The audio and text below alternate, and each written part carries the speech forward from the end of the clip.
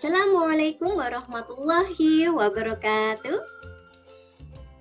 Bagaimana kabarnya adik-adik yang hebat sekalian? Alhamdulillah ya, semoga kita selalu dalam lindungan Allah Subhanahu wa taala serta dalam keadaan yang sehat walafiat, khususnya selama pandemi COVID-19 ini. Dan jangan lupa agar tetap menjalankan protokol kesehatan ya, 3M dan 5M itu ya, jangan lupa. Baik, sebelumnya perkenalkan dulu, nama saya Kak Endah. Kita akan membahas tentang materi kehamilan tidak diinginkan. Akan tetapi sebelum itu, ketika nanti Kak Endah menyapa adik-adik sekalian dengan misalnya, apa kabar adik-adik hebat sekalian, maka adik-adik wajib hukumnya untuk menjawab sapaan Kak Endah dengan Alhamdulillah luar biasa gitu ya. Alhamdulillah luar biasa, oke? Yang kemudian selanjutnya, kalau misalnya nanti tiba-tiba Kak Endah nyeletuk menjadi generasi muda berencana, maka adik-adik wajib hukumnya untuk menjawab nikah nangge nantos gumilang, begitu ya, oke? Baik, sebelum itu nanti kalau misalnya adik-adik ada yang ingin bertanya atau sharing, berbagi, sok atau mangga, boleh nanti bisa minta tolong langsung ke fasilitator yang berada dalam ruang pertemuan atau forum offline, atau nanti bisa adik-adik menuliskan dalam kolom chat ataupun kolom komentar pada saat menonton tayangan video ini melalui media sosial program Neng Kanaya ataupun melalui WhatsApp group gitu ya. Baik, langsung saja nih, nggak perlu berlama-lama, Kak Endah akan share screen terkait materi kita hari ini. Tapi sebelum itu, minta tolong dong kepada tim yang berada di ruang forum offline, tolong dong nanyain gimana sih pendapatnya teman-teman, apa yang terlintas dalam pikiran adik-adik sekalian tentang kehamilan tidak diinginkan.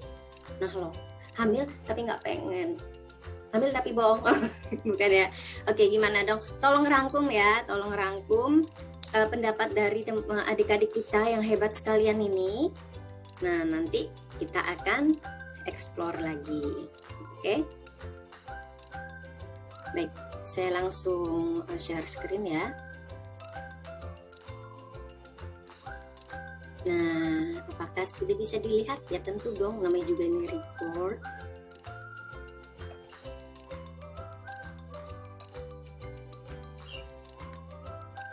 Sudah bisa dilihat ya.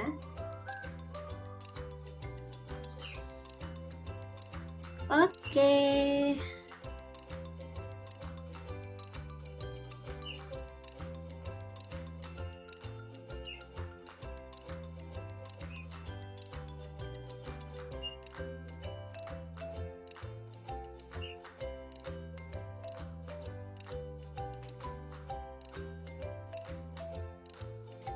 Oops, oke. Ini dia materi kita, kehamilan tidak direncanakan ataupun tidak diinginkan. Nah, oke. Apa yang adik-adik lihat di depan ini, simbol apa sih ini? Lope-lope. Ini menandakan apa? Cinta. Oke. Dan ketika seseorang atau seorang perempuan itu hamil, tentu dilandasi oleh rasa cinta. Nah, lalu gimana kalau misalnya hamilnya tuh nggak terencana atau nggak direncanakan sebelumnya, atau bahkan termasuk yang tidak diinginkan? Nah, tuh gimana? Ya, apakah itu tetap berlandaskan kecintaan atau gimana? Kita lanjut dulu ya. Hamil. Kak Endah akan ajak jalan-jalan adik-adik sekalian. Nah, udah nyampe. Baik, untuk hamil itu apa sih? Minta tolong dong kepada fasilitator. Menurut adik-adik yang hebat sekalian, hamil itu apa sih? 10, 9, 8, 7, 5, 4, 3, 2, 1. Oke. Hamil adalah ini ya yang sudah dapat pelajaran IPA. Nah, hamil itu terjadinya pertemuan antara sel telur dan sel sperma yang biasanya terjadi di saluran sel telur, di mana sel yang telah dibuahi akan terus berkembang dan kemudian bergerak menuju rahim untuk menempel di dinding rahim. Lalu bagaimana seorang perempuan itu bisa hamil? Tentu seorang perempuan itu bisa hamil ketika sudah melalui tahap pubertas yang ditandai dengan menstruasi ataupun keluarnya darah dari saluran vagina gitu ya. Jadi nanti adik-adik ketika sudah menstruasi, di sini adakah yang sudah menstruasi kelas 6? Kalau dulu Kak Endah kalau nggak salah kelas 4 atau kelas 5 itu sudah menstruasi ya. Dan pada saat itu ketika Kak Endah tahu kalau sudah mens, maka langsung sigap mengambil pembalut kemudian memasangkannya. Jadi nanti kalau misalnya di sini adik-adik ada yang belum haid ataupun belum mengalami menstruasi, mulai sekarang mulai banyak mencari informasi tentang menstruasi, bagaimana nanti ketika menghadapi menstruasi, cara menangani dan membersihkan pembalut darah dalam pembalut seperti apa, kemudian disucikan. Nah, itu teman-teman perlu pahami gitu, karena itu akan mempengaruhi kesehatan reproduksi adik-adik sekalian gitu ya. Jadi kalau misalnya adik-adik tiba-tiba wah keluar apa nih darah tiba-tiba gitu kan, langsung panik. Oke. Jangan seperti itu gitu ya. Tapi nanti adik-adik ketika menghadapi atau mengalami haid ataupun menstruasi, ada keluar darah melalui saluran vagina, kemudian langsung beli atau minta tolong dibelikan oleh keluarga gitu kan, pembalut gitu kan, kemudian minta diajari untuk memasang pembalut ke ini ya, ke yang ditempel dalam celana dalam, pada celana dalam maksudnya. Kemudian bagaimana cara membersihkannya, disucikannya, dan dibuang dengan selayaknya gitu ya.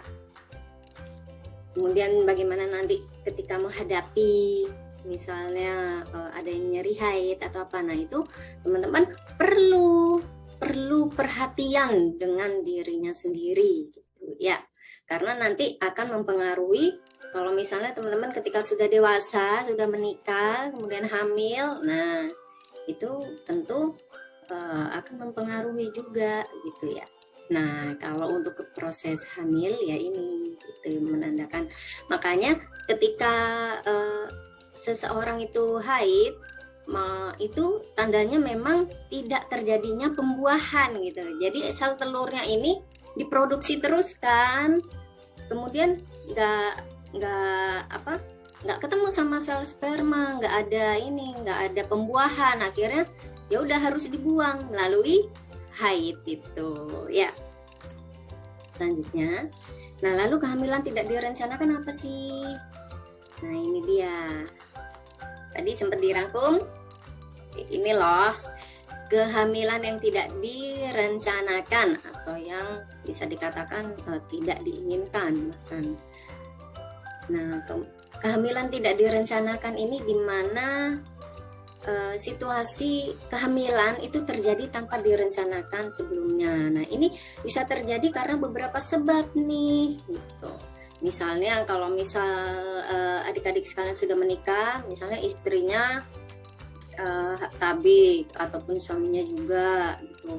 Ternyata ada kegagalan kontrasepsi, misalnya ada yang KB minum pil KB atau apa, tiba-tiba lupa minum, kemudian melakukan hubungan suami istri, akhirnya kebobolan, akhirnya hamil. Nah itu bisa terjadi.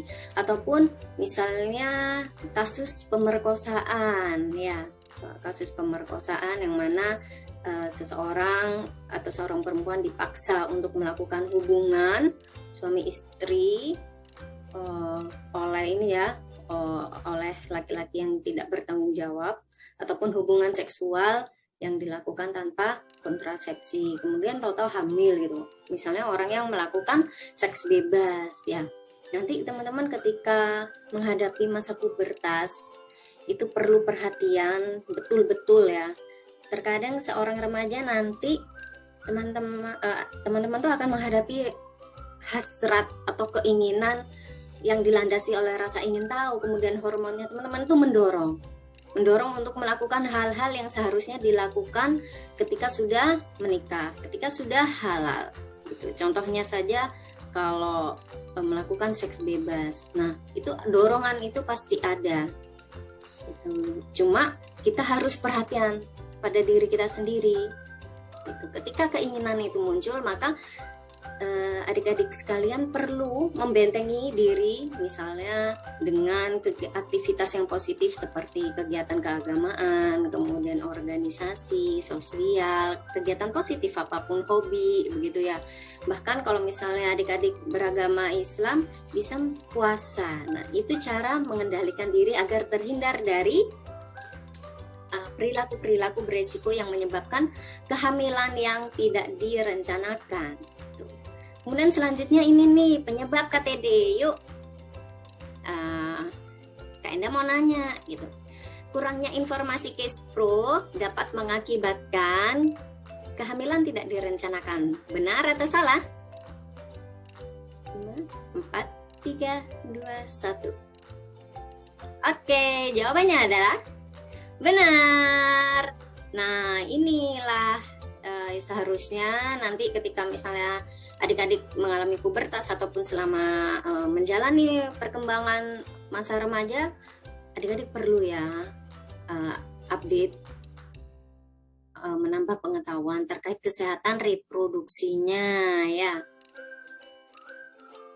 Sebab kalau misalnya terjadi KTD itu kebanyakan orang-orang yang kurang mendapat informasi gitu, maka harus tetap belajar. Oke, selanjutnya, cinta yang tulus dibuktikan dengan melakukan hubungan seksual. Benar atau salah? 5, 4, 3, 2, 1. Jawabannya adalah salah. Ya, nanti kalau misalnya adik-adik nih ada yang itu ada kang ghosting misalnya ya. Ada cowok-cowok yang misalnya nembak ataupun misalnya punya pacar atau apa, tapi sebaiknya utamakan sekolah dulu ya, utamakan pendidikan terlebih dahulu. Kalaupun untuk memiliki pasangan itu bisa nanti gitu ya, karena nggak selamanya pacaran itu membawa pengaruh yang positif. Kalau banyak negatifnya ya, kalau positifnya no. Yang namanya, kecuali kalau menikah lebih banyak membawa dampak yang positif daripada negatif gitu ya.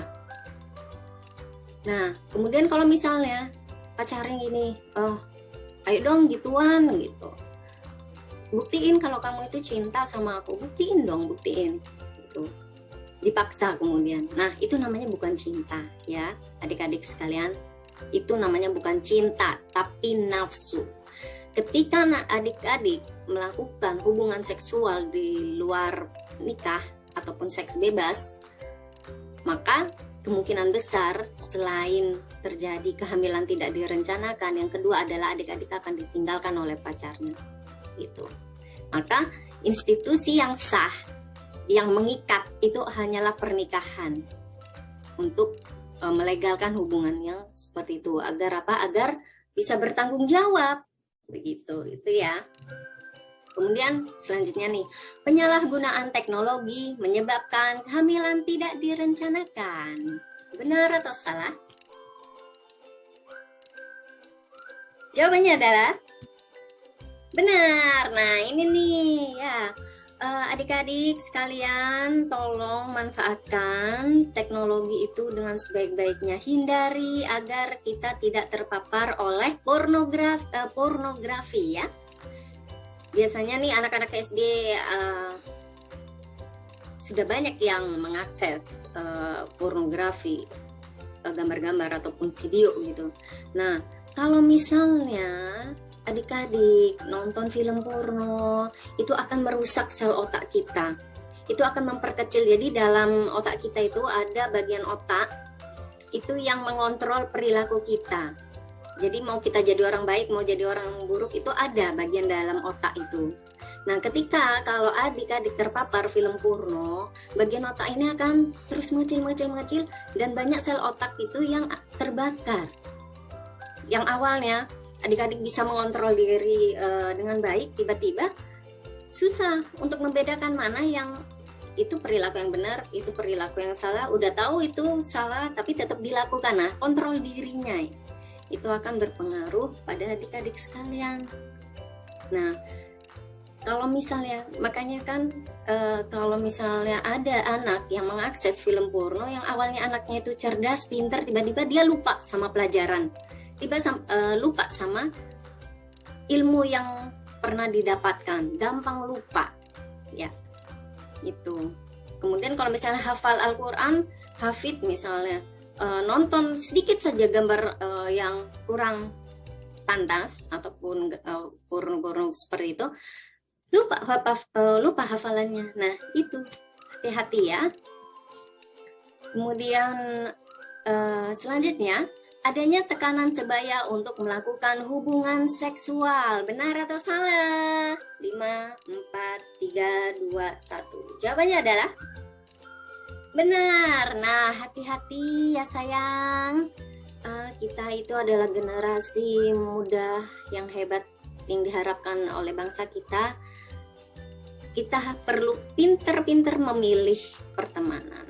Kita boleh dekat, kita boleh supel, akan tetapi untuk menjadi siapa yang menjadi teman terdekat kita, itu perlu kita seleksi, ya. Kalau misalnya ada teman yang dorong-dorong, ayo dong, cobain deh ciuman itu enak loh, ini loh, cobain ayo. Atau misalnya cobain kalau kamu itu cowok keren, cobain deh kalau kamu itu cewek keren gitu. Seberapa keren sih kamu coba deh tunjukin kalau kamu udah gede gitu kan, tunjukin dengan begituan gitu, melakukan hubungan seksual sama cowok kamu, sama cewek kamu, buktiin coba. Kalau misalnya mendengarkan dorongan-dorongan seperti itu dari teman-teman kita, please Kak Enda minta agar adik-adik untuk menolak, berani untuk mengatakan tidak, ya, karena mereka bukanlah orang yang nanti bertanggung jawab terhadap masa depan adik-adik sekalian. Jadi perlu pandai-pandai memilah teman yang baik. Kemudian selanjutnya, budaya pendidikan seks masih tabu nih. Benar atau salah? Dan jawabannya adalah benar. Maka pendidikan seks dalam artian pengetahuan terkait dengan seks itu perlu dibahas. Tidak memandang batas usia, karena apa ya, ini untuk menghindari kehamilan tidak direncanakan salah satunya ya. Oke, selanjutnya ini dia dampak kehamilan tidak direncanakan tuh apa aja sih. Yuk kita jalan-jalan lagi.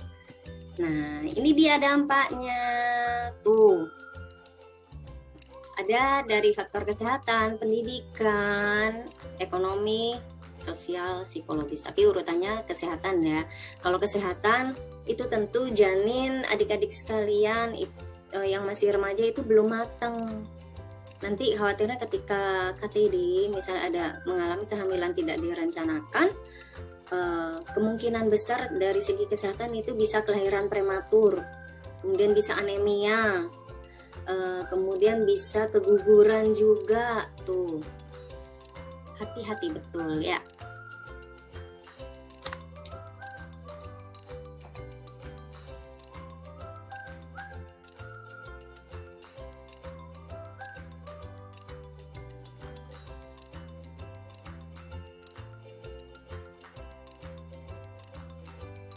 Baik, kemudian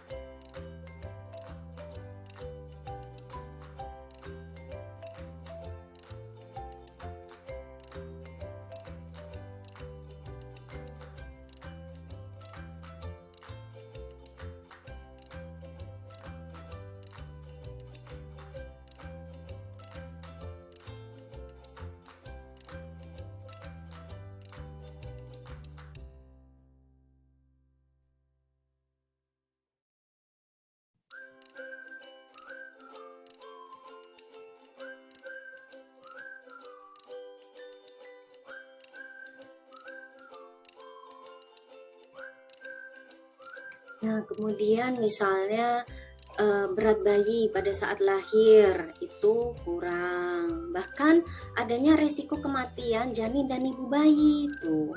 Kemudian selanjutnya ada dampak secara psikologis dari kehamilan tidak direncanakan, itu bisa depresi, bisa trauma, perasaan bersalah, kemudian menarik diri dari lingkungan yang awalnya ceria tiba-tiba murung begitu ya.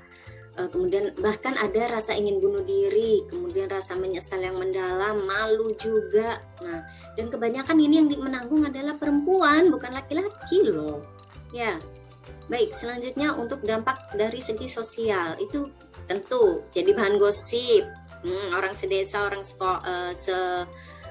bahkan sekeluarga besar gitu ya, bahkan teman-teman kita. Bahkan kita bisa dikucilkan, dijauhi, diasingkan, bahkan kita mengalami stigma, diskriminasi oleh lingkungan. Dan ini lebih banyak dirasakan oleh perempuan daripada laki-laki ya. Maka perlu hati-hati. Dan untuk para laki-laki, please, apabila kalian mencintai seorang perempuan, maka jagalah kehormatannya gitu. Maka sebagai bentuknya adalah ya nikahi gitu. Jangan dipacarin kemudian ditinggalin gitu ya, apalagi di ghosting. Oke, selanjutnya nih dari segi ekonomi itu belum siap membiayai adik bayi, kemudian bahkan jadi beban ekonomi rumah tangga, beban ekonomi orang tua itu bisa juga. Kemudian dari segi pendidikan, nah, bisa putus sekolah karena harus ngurusin bayi, kemudian bisa dikeluarkan dari sekolah atau drop out. Nah, ini kebanyakan dialami oleh remaja perempuan atau anak perempuan, bukan laki-laki lagi. Ya, hati-hati. Nah, baik, selanjutnya kita akan membahas tentang aborsi. Nah, aborsi itu apa sih? Jadi aborsi adalah pengeluaran hasil konsepsi sebelum janin dapat hidup di luar kandungan. Jadi janin adik bayi, cadebay yang ada dalam rahim, adik-adik sekalian, nanti kalau misalnya belum waktunya itu untuk lahir, itu tiba-tiba ya keluar sebelum waktunya. Nah, aborsi ini bisa terjadi disengaja ataupun tidak disengaja. Nah, ini kalau aborsi yang disengaja itu tentu yang dilakukan misalnya nih habis hamil gitu karena seks bebas, habis melakukan gituan sama pacarnya gitu. Kemudian pacarnya nggak mau tanggung jawab, nyuruh buat digugurin. Nah, akhirnya datang gitu kan untuk digugurkan, minum misalnya entah itu mengkonsumsi apa yang bisa menyebabkan keguguran atau dikeluarkannya janin itu dalam rahim, atau bahkan ya naudzubillah gitu kan, datang ke orang-orang yang tidak ahli untuk melakukan itu, yang ilegal gitu kan. Nah, ada juga aborsi yang tidak sengaja. Kalau aborsi yang tidak sengaja ini karena faktor kesehatan, misalnya bisa karena terjatuh, kecelakaan, kepleset ya, tahu-tahu pendarahan kemudian keguguran, itu yang tidak sengaja. Kemudian kalau dari aborsi yang disengaja ini ada yang aman dan tidak aman. Nah, kalau yang aman itu dilakukan oleh para ahli ya, dokter gitu kan, ataupun yang bidan yang ahli gitu, tapi lebih ke dokter ya, dokter ahli kandungan, yang mana dilihat dulu janinnya ini sekiranya memiliki kelainan nggak, membahayakan bagi ibunya nggak gitu. Kalau misalnya berbahaya dan harus terpaksa untuk digugurkan, maka perlu dilakukan gitu. Nah, ada juga yang aborsi yang disengaja yang tidak aman, yang dilakukan oleh orang yang bukan ahlinya gitu, seperti yang Kak Enda sempat singgung tadi tuh ya. Nah, ini dia dampak aborsinya adik-adik. Kalau dari segi kesehatan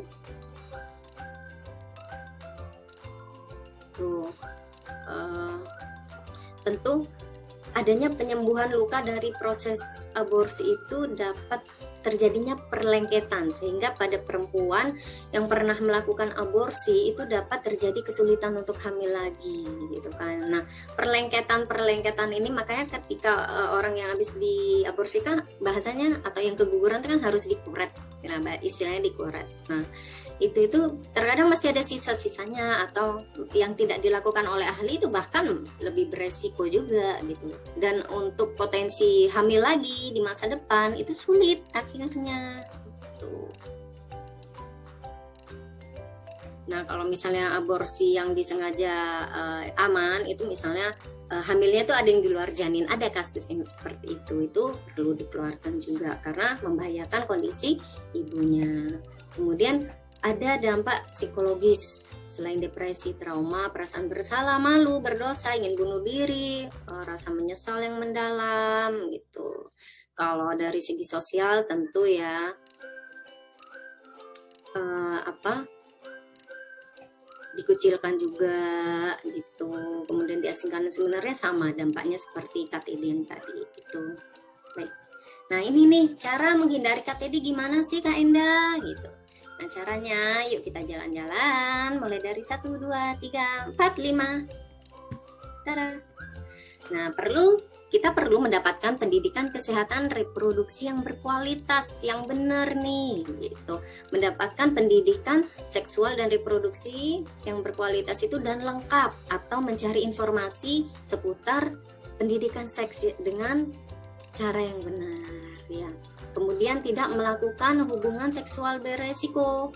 Melakukan hubungan seksual atau bahasanya gituan itu setelah menikah ya, biar dapat pahala. Kalau sebelum menikah dapatnya dosa ya. Tuh, kemudian yang ketiga adalah kegiatan positif dan menjunjung tinggi nilai-nilai dan norma yang berlaku di masyarakat, seperti yang Kak Indah singgung tadi, melakukan hobi, kegiatan sosial, organisasi, olahraga, puasa, begitu ya. Kita menjaga pergaulan kita tahu batasan-batasan kita, apalagi ketika kita menjadi orang yang beragama serta orang orang timur yang menjaga nilai-nilai timuran. Itu. Jadi bahasanya budaya-budaya asing yang membawa ide-ide kebebasan yang terlalu kebablasan, please gitu ya, please abaikan, itu nggak keren sama sekali. Yang keren adalah kalau kita benar-benar menjaga pergaulan bebas kita, bukan pergaulan bebas, pergaulan kita dengan benar sesuai dengan landasan nilai dan norma agama, masyarakat, dan hukum kita ya. Nah, ini kemudian keterampilan komunikasi asertif, berani untuk menolak ketika diajak hubungan seks bebas oleh pacarnya ataupun ditantang oleh temannya dan lain sebagainya ya. Berani untuk mengatakan tidak. Jangan sungkan, jangan gak enakan ya. Itu karena itu adalah hak teman-teman untuk menjaga diri teman-teman sekalian. Tuh. Nah, ini apa yang harus dilakukan bila ada remaja yang mengalami KTD. Ini dia. Ya, kalau misalnya ada teman kita yang hamil di luar nikah ataupun hamil yang tidak direncanakan, yuk gitu tetap bersikap bersahabat. Please hindari untuk memberikan stigma ataupun didiskriminasi, dijauhi. Please don't do that, oke? Kemudian memberikan dukungan, tidak mengucilkan atau menjauhi atau mendiskriminasi. Nah, untuk pihak sekolah, please untuk memberikan atau membuat kebijakan khusus yang mana sekiranya tetap memberikan hak-hak yang layak bagi siswa maupun siswi yang mengalami kasus serupa, ya. Dan sekiranya agar tidak kehilangan hak mereka untuk mendapatkan pendidikan yang layak. Itu ya. Terima kasih, itu saja dari penyampaian Kak Enda. Kita bisa diskusi nanti bagaimananya. Nah, silahkan tuliskan dalam kolom komentar maupun kolom chat ataupun di grup WhatsApp, atau sekiranya bertanya secara langsung yang nanti difasilitasi oleh fasilitator.